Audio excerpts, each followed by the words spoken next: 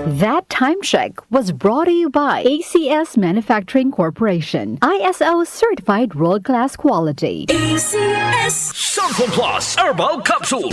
Ako po si Angelica. May bukol po ako sa tuhod, kaya hirap po talaga ako maglakad. Nag-take ako ng Santon Plus araw-araw at isang buwan lang. Palit ang bukol ko. Epektibo talaga ang Santon Plus Herbal Capsule. Santon Plus. Mabibili sa mga butika. Mahalagang paalala, ang Santhone Plus Herbal Capsule ay hindi gamot at hindi pwedeng gamiting panggamot sa anumang uri ng sakit. Mula sa #1 Smart Dishwashing Paste. Ang galing-galing mo. Smart dishwashing paste ko. Pritong ulam na masebo, plato o kaldero. Tanggaling for everyday. Ganyan pag Smart ang dishwashing paste. May double tanggaling formula. Tanggal galing ang sebo at bakterya. Bahid para walang bahid, linis fantastic sa metal at plastic. #1 ko to.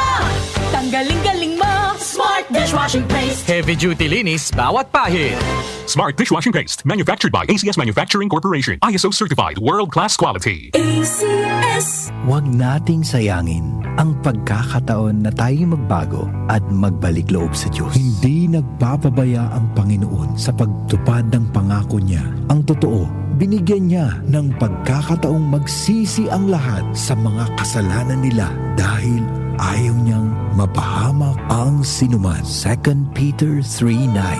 Repent. Turn to Jesus today. He is the only way to heaven. Brought to you by MX3. MX3.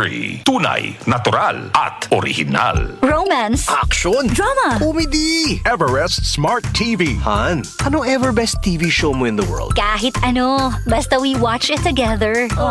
Everest Smart TV. Building healthy relationships. Everbest from Everest. Santon Plus Herbal Capsule. Ako si Roy, taga Santa Rosa, Laguna. Malabo yung mata ko. Sabi ng doktor, may glaucoma daw ako. Pero tinry kong uminom ng Santon Plus Herbal Capsule. Inaraw-araw ko, nawala yung glaucoma. Nabis talaga yung Santon Plus Herbal Capsule. Santon Plus. Mabibili sa mga butika. Mahalagang paalala, ang Santhone Plus Herbal Capsule ay hindi gamot at hindi pwedeng gamiting panggamot sa anumang uri ng sakit.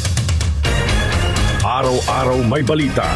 47% ng mga Pinoy nakaramdam na sila'y mahirap noong ika-4 Talaga ng tiket sa mga eroplano, asahang bababa sa Pangulong Bongbong Marcos, inaprubahan na ang rice subsidies para sa mga sundalo at pondo para sa Oras-oras may kaganapan. Narito na ang balita sa oras na ito, hatid sa inyo ng 774 News Team. Umaabot na sa 22 ang kumpirmadong election. Umabot na sa 131 specialty centers ang naipatayo ng Administrasyong Marcos sa buong bansa.